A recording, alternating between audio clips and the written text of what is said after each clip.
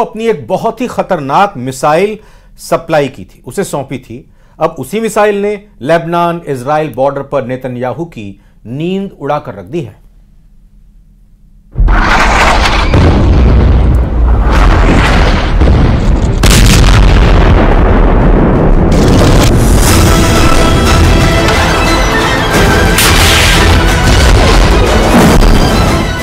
Israel Lebanon border पर दागी गई एंटी टैंक मिसाइल। पहला फायर, टारगेट खत्म। दूसरा फायर, टारगेट खत्म। अक्टूबर 2023 से अप्रैल 2024 तक इजराइल और हिजबुल्लाह के बीच इस तरह की लड़ाई अब बड़ी सर्जिकल स्ट्राइक का रूप ले रही है। हिजबुल्लाह बार बार इजराइल पर हमला कर रहा है। एक बार फिर देखिए, पहले 2 हमलों में कौन से टारगेट को किस तरह खत्म किया गया।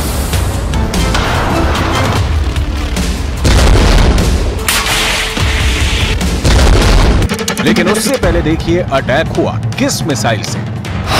ये है अलमास मिसाइल जो ईरान ने बनाई और फिर हिजबुल्लाह को सप्लाई की है। अलमास का मतलब होता है डायमंड, यानी हिजबुल्लाह इजराइल पर डायमंड वाला अटैक कर रहा है। आप इसे इजराइल हिजबुल्लाह की लड़ाई में ईरान की एंट्री भी कह सकते हैं। अलमास मिसाइल का कनेक्शन इजराइल की स्पाइक मिसाइल से है। 2006 में हुए इजराइल और हिजबुल्लाह के युद्ध में इजराइल की स्पाइक मिसाइल हिजबुल्लाह के हाथ लग गई थी। उसके बाद ये मिसाइल ईरान तक पहुंची और ईरान ने तैयार कर ली स्पाइक की हूबहू नकल। अब हिजबुल्लाह इसी मिसाइल से इजराइल पर ताबड़तोड़ हमले कर रहा है।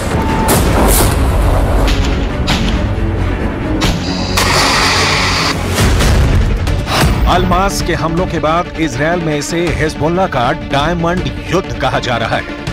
इसी अलमास मिसाइल से हिजबुल्लाह ने पहले माउंट मेरोन पर हमला किया।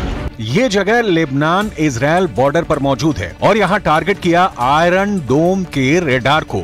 माउंट मेरोन पर एक ही हमले में बहुत ही सटीक तरह से उसे उड़ा डाला। इसी रेडार से इजराइल हिजबुल्लाह के रॉकेट को ट्रैक कर रहा था। दूसरा हमला मनारा में हुआ, जहां इजराइल की गोलानी ब्रिगेड का ठिकाना है। यहीं पर हिजबुल्लाह ने टॉप एंगल वाली अलमास मिसाइल से अटैक किया और यहाँ पर भी टारगेट तबाह कर डाला।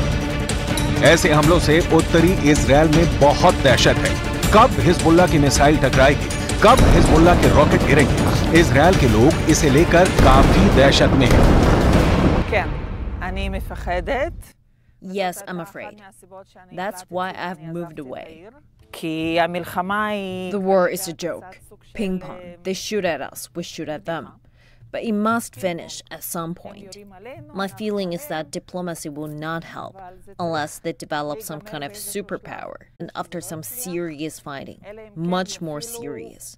But it has to finish. कई शहर खाली हैं और अब यहाँ इजराइल के सैनिक रहने लगे हैं। इजराइल की फोर्स कई इलाकों में फैली हुई है और यही अब हिजबुल्लाह के टारगेट बन गए हैं। जब से हिजबुल्लाह ने अलमास का वीडियो जारी किया है, इजराइल में कहा जाने लगा है कि ईरान अब लेबनान के रास्ते उसको टारगेट कर रहा है। अलमास मिसाइल 3 तरह की होती है। अलमास 1, इसकी रेंज है 4 किलोमीटर। अलमास 2, इसकी रेंज है 8 किलोमीटर।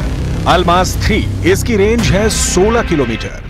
क्योंकि इजराइल के कई शहरों और वहां मौजूद इजरायली सेना लंबी दूरी वाली अलमास के टारगेट पर आ गई है। हिजबुल्लाह के कत्यूशा रॉकेट तो पहले ही इजरायली शहर में डर की नंबर 1 वजह बने हुए हैं।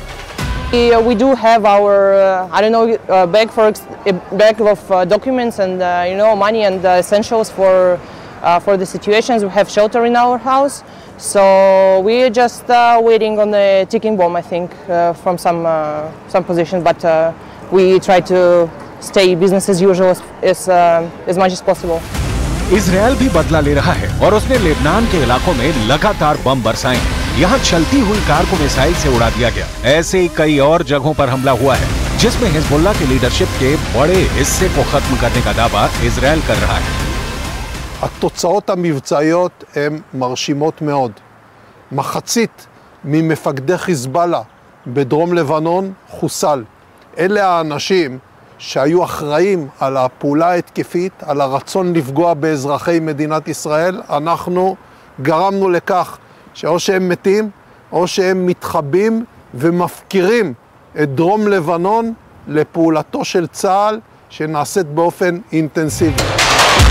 2006 में हिजबुल्लाह और इजराइल के बीच 34 दिन तक युद्ध चला था। तब इजराइल के 121 सैनिकों को मिलाकर 160 लोग मारे गए थे, जबकि हिजबुल्लाह के 250 लड़ाके समेत लेबनान के 1200 लोगों की मौत हुई थी। हम अपनी वीडियो लाइब्रेरी से 17 वर्ष पहले लड़े गए इस युद्ध की तस्वीरें निकाल कर लाए हैं, ताकि इस बात का अंदाजा लगाया जा सके कि इजराइल फिर से लेबनान का वही हाल कर सकता है जो वो इस बार गाजा में कर रहा है। इस वक्त इजराइल लेबनान बॉर्डर के करीब कई इलाके खाली हो चुके हैं। लेबनान में बॉर्डर के आसपास 60 किलोमीटर के दायरे में 30,000 की आबादी अपना घर छोड़कर जा चुकी है, लेकिन दहशत इजराइल में भी है। हाइफा जैसे शहर में भी डर पसरा हुआ है। I'm a little bit concerned because it is an unusual situation. It's the first time that we are in this kind of threat, and I'm a little bit worried. It doesn't concern me, but we are getting prepared because we have 3 kids. So we are aware of the situation and of the dangers, so we do prepare in advance. We have some water, dry food, and things in our house for a couple of days stay without I don't know, electricity or supermarket or anything. देखा जाए तो इस वक्त Lebanon और Israel के मौत वाले border पर हिजबुल्लाह का पूरा कंट्रोल है।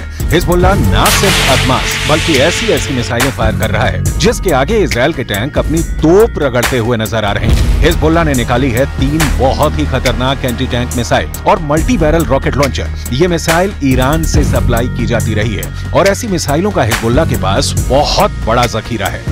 हिजबुल्लाह 3 तरह की एंटी टैंक गाइडेड मिसाइल इस्तेमाल कर रहा है। ये है कॉर्नेट, इसकी रेंज 5 किलोमीटर तक है। ये रूस की मिसाइल है, लेकिन अब ईरान इसका देसी वर्जन दहलाविया तैयार कर चुका है और ऐसी बहुत सी मिसाइल अभी हिजबुल्लाह के पास है। दूसरी है BGM-71 टोप anti tank guided missile, range है 3.5 किलोमीटर। ये अमेरिका में बनी मिसाइल है, लेकिन अब इसकी नकल ईरान तैयार कर रहा है और उसने हिजबुल्लाह को सप्लाई की है।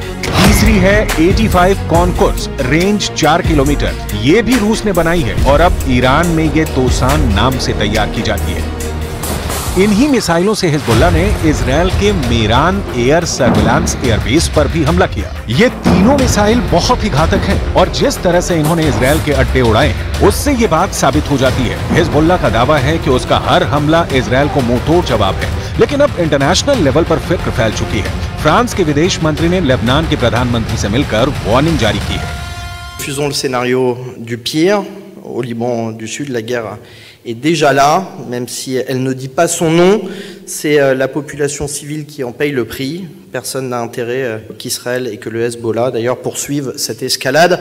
J'ai porté ce message ici auprès du Premier ministre Mikati, auprès du président du Parlement et du chef d'état-major des armées.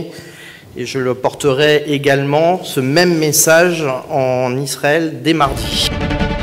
देखा जाए तो हिजबुल्लाह वो संगठन है जिसे ईरान से पूरी मदद मिलती है और ईरान हिजबुल्लाह को इजराइल के खिलाफ एक बड़े हथियार के तौर पर इस्तेमाल भी करता आया है। लेकिन इजराइल ने अगर हिजबुल्लाह का हाल हमास जैसा करने का फैसला किया तो लेबनान में वर्ष 2006 वाले युद्ध की तबाही दोहराई जा सकती है।